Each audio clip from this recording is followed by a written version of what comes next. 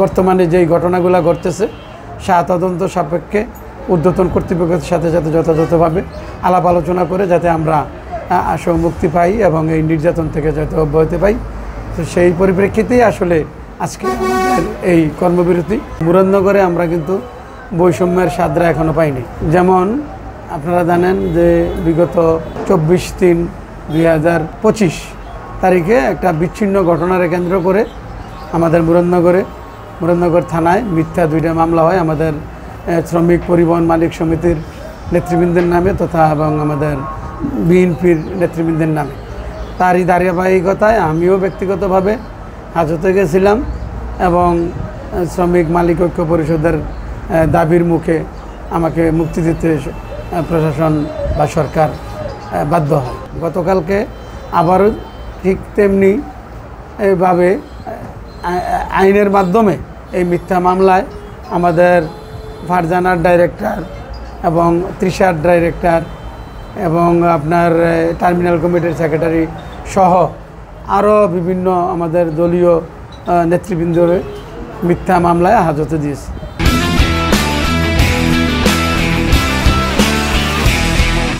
সেই পরিপ্রেক্ষিতে আসলে আমরা আমাদের অবস্থান থেকে যেটুকু করা যায় আমরা মালিক শ্রমিক ঐক্য পরিষদ তাদের অতি দ্রুত মুক্তির জন্য নিঃশর্ত মুক্তির জন্য আমরা প্রধান উপদেষ্টার মাধ্যমে যথাযথ কর্তৃপক্ষের কাছে অনুরোধ জানানোর জন্য আমরা একটা প্রতীকী প্রতিবাদ হিসাবে আমরা মালিক শ্রমিক ঐক্য পরিষদ আমরা আজকে ভোর 6টা থেকে সন্ধ্যা 6টা পর্যন্ত বিভিন্ন রোডের গাড়ি আমরা বিশেষ করে কোম্পানিগঞ্জ কানেক্টেড যেই সমস্ত সার্ভিস আছে পরিবহন মালিক শ্রমিক মিলিতভাবে আমরা প্রতীকী প্রতিবাদ হিসাবে আমরা কর্মবিরতি পালন করি এবং আপনাদের মাধ্যমে আমরা প্রধান উপদেষ্টার দৃষ্টি আকর্ষণ করছি এবং পাশাপাশি আমাদের বিএনপির বাংলাদেশ জাতীয়তাবাদী দলের ভারপ্রাপ্ত তারেক সাহেবের নিকট আমরা দৃষ্টি আকর্ষণ করছি এবং মুরাদনগরের মাটুয় মানুষের নেতা কাইকুবা সাহেবের দৃষ্টি আকর্ষণ করছি যাতে আমাদের এই মুরাদনগরে যে বর্তমানে যেই ঘটনাগুলো ঘটতেছে তদন্ত সাপেক্ষে ঊর্ধ্বতন কর্তৃপক্ষের সাথে সাথে যথাযথভাবে আলাপ আলোচনা করে যাতে আমরা মুক্তি পাই এবং এই নির্যাতন থেকে যাতে অব্যাহতি পাই। তো সেই পরিপ্রেক্ষিতেই আসলে আজকে আমাদের এই কর্মবিরতি।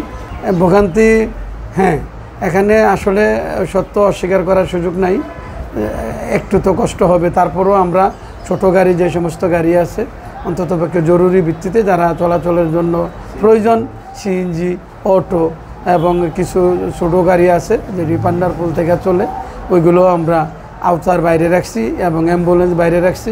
ট্রাক এবং অন্যান্য শুধু জরুরি সেবা যেগুলো আছে এগুলো সব আমাদের এই কর্মবিরতির আওতায়। আমরা শুধু পরিবহন সেক্টরে পরিবহন খাতে জনসেবা বাস মালিকের পক্ষ থেকে আমরা কর্মবিরতিটা পালন করতেছি।